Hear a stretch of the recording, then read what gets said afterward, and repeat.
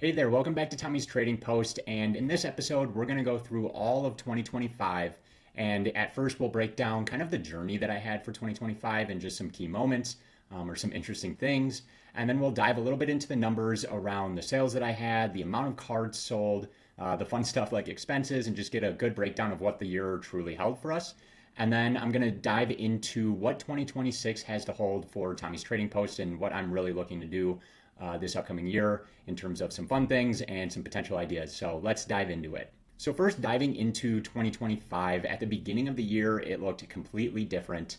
I was selling pretty much only vintage cards and mainly only 1977s, a lot of the Blue Series ones, but a good spread throughout. That really was the only thing that I was doing.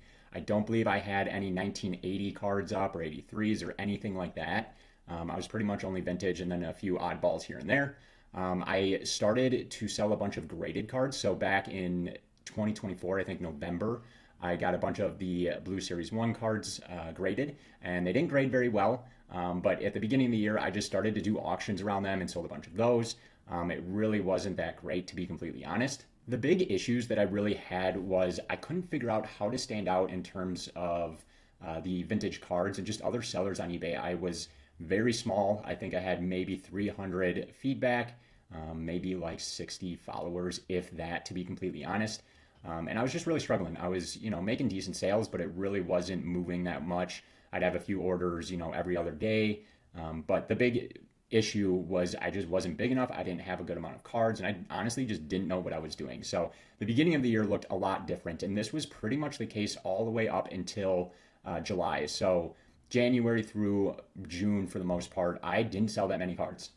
I was selling maybe like, I don't even know, 100, 200, if that, a month. I was making just a couple $100, and I wasn't buying a ton of cards. I was just trying to figure out what to do, how to do it, specifically on eBay. And then July came around, and one thing that I started to do a little bit differently, I still just had vintage cards, I still wasn't selling modern, is I decided to do volume discounts, but I was already doing them on specific listings, like all of the variation listings.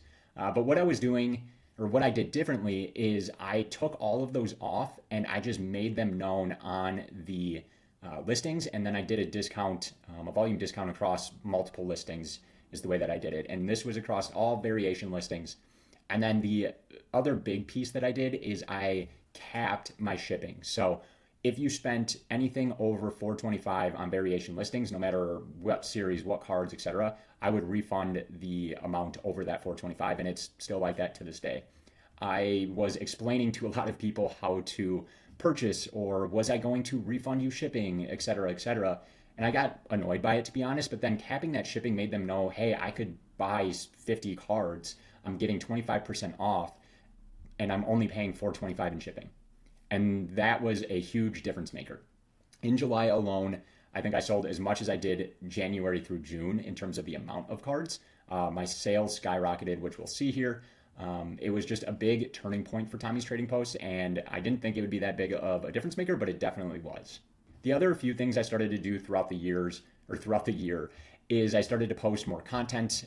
I tried to do a little bit more around that. Obviously, I'm still not amazing. I only post every now and then, but that was one thing that I started to do a little bit more. Later in the year, I also built a website. So that's tommystradingpost.com with hyphens in between the words. And that was just a fun side journey for me at first. I just thought, hey, I might as well put a website together, have some cards on there and give a little bit of my background. But it started to turn a little bit into an actual tool for myself and for collectors. So I have checklists on there. I have vintage downloadable tracking sheets that people can use. I have all of the cards that I have in terms of variation listings on there. And then I have an order form, which has started to be used a lot more, where people might be looking to complete sets or order a large quantity of cards, and they don't want to go through and pick all of the cards out and add to cart and then purchase. So they can go there, they can fill out this short form, and then I'm doing all the work of getting the cards ready, sending pictures, etc. And then I create a personalized listing for them on eBay, and they can purchase, and it's good to go. So that's another piece of it. The last piece is you can sell your collection. So there's another form on there where if people are looking to sell their cards, I'm looking to buy, they can fill out a form and they can, start the conversation that way, and we can kind of progress from there. And then the last big thing that started to happen towards the end of 2025, I believe it was September, I bought my first very large collection that was not vintage. Before that, I would buy, 500 vintage cards or 400 vintage cards was kind of what I was trying to do. I would, get small ones here and there. But I decided to buy my first big collection of cards, modern cards, and it was over, I don't know, 3,000 cards. There were some graded, a lot not, a lot of Galaxies from 2022 and 2023, refractors, inserts, all of that fun stuff. Some flagships, some regular chromes, just a ton of cards. And I found it on Facebook, and it was in Indiana. And so we set up a time, and I drove 4 hours down to Indiana. Met the guy who was amazing. He was a collector of a lot of different things. He used to own a collectible store, and then moved online and got this big collection of Star Wars cards he didn't want anymore. So I drove the 4 hours down, 4 hours back. And that was a really big turning point this past year in terms of I finally broke out of I don't just do vintage, I truly do all Star Wars cards. And I'm still not perfect on that. There are a lot of cards that I don't have, a lot of sets that I don't have any cards or variation listings for. But that was a really big turning point in terms of, hey, I can still do vintage very well. That is my bread and butter. But I can also get good modern cards, even if they're base sets. Like that's one thing I love is base sets where people can pick and complete sets. I'm not looking to make a ton of money. I'm looking to help collectors build their collections. And the way that they want to do that is piecing together sets or finding specific characters. And that was the first big collection I bought, and that kind of changed the game for me. Started to make more sales, started to buy more modern collections, numbered cards, autographed cards, etc. Like I really dove into that. And that was really the big ending point of the year is I transitioned from the beginning of the year, I was very much only vintage in 1977s. And then throughout the year, I started to grow a little bit more in terms of sales, in terms of getting 1980s, etc. And then towards the end of the year, I had my website going, which I felt really good about. But I also have a really good storefront for modern cards and a lot of inventory around that.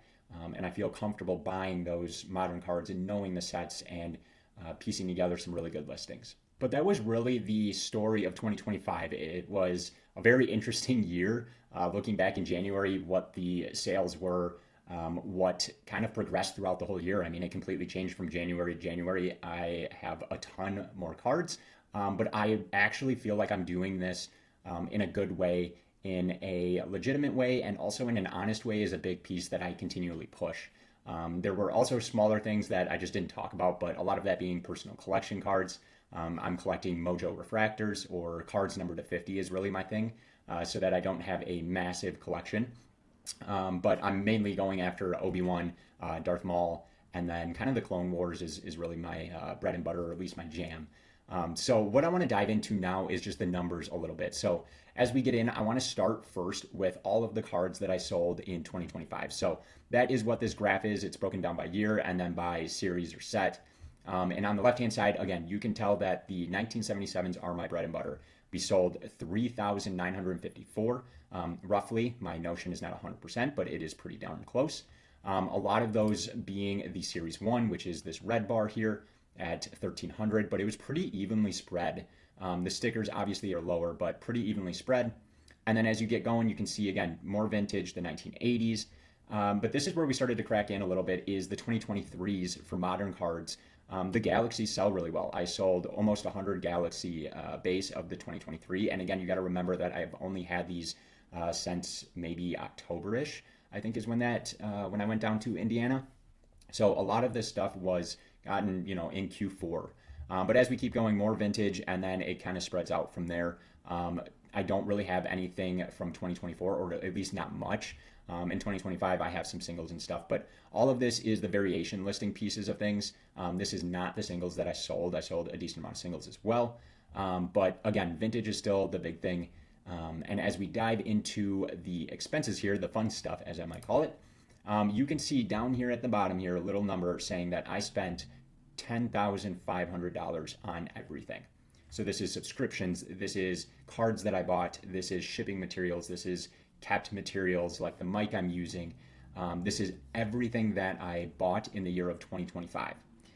As we dig a little bit deeper, you can see that cards were a very big portion of that. Of course, down here is close to $8,000 in cards.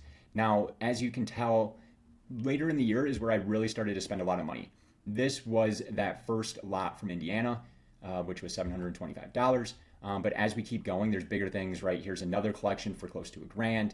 A big lot of vintage cards for close to 600. When you look down, earlier in the year, I'm not spending a lot of money all at once. I'm spending, a couple hundred. This was my biggest one earlier, but maybe $100 per order that I'm doing to get some inventory, and a lot of it is that vintage. If you go back here, you can see a bunch of vintage until we get a little bit closer into, again, close to Q4. Here is when the modern started to really pop. Diving into the kept materials, that was $400, and a lot of this is things just to keep me organized. As you can see, there's a sorting tray, there's card storage everywhere, there's things to film, there's things to take photos of the cards, like phone arms, light cubes, a thermal printer, which if you don't have, you should get one, because it is a life changer, to be completely honest. And then we get into shipping, and a lot of this, again, top loaders is a big piece. It was roughly $1,700 here down at the bottom. But again, bubble mailers, envelopes, top loaders, I'm trying to think if there's anything else, tape, sometimes labels. That's really all of the shipping materials, that I have to buy to ship out cards. And I buy it pretty frequently, and I try to buy it in bulk so that I'm not, spending as much money as I possibly can. I want to keep my expenses lower.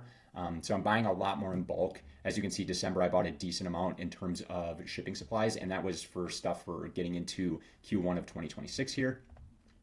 And so that's really all of my expenses. Again, the cards were the big thing, but I feel really good about it because a lot of my higher end expenses for my cards were later in the year. I still have a decent amount of those that I'm working to get listed.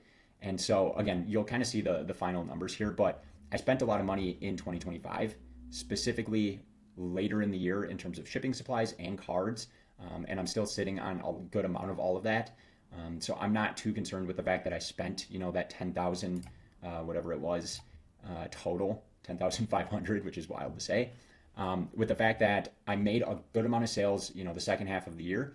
And I also still have a lot of those cards and supplies that I won't have to buy as much. I can be very picky with what I'm choosing to bring in for inventory, and I don't have to buy shipping supplies for a while. So with that being said, we can dive into the financial report. So this is breaking it down in terms of each month, how many cards I sold, gross sales, net, and a bunch of fun stuff in terms of like refunds, eBay fees, et cetera, et cetera. This is the true kind of table that I look at in terms of, am I doing all right? As you can see, kind of what I was talking about before, is if you look on the left-hand side at cards sold, you can tell there was a big switch in the year right in July. So up until July, my highest month was 178. Again, pretty much mostly vintage. We get into July, this is still pretty much only vintage, but we sold 603. And that's when I changed my policies to be a lot more collector friendly. And so you can see here 603, and then we kind of grew from there. And then again, October, this rough, 882, which all of this does include the singles, the, number graded, etc. When I bought this is when I got that bigger collection, and we've grown since then. You can tell in terms of our gross sales, same story. We pretty much tripled in July from what we were doing in June. And we've seen pretty healthy growth. Again, some down months, but again, December was huge. We did over 3,000 in gross sales. The not so fun part is looking at the overall net sometimes. We did 3,000 in gross sales. We also spent a lot of money, and we were at $49 negative in the red for overall net in December. Again, I bought a ton of collections, a bunch of shipping supplies, so I'm not worried.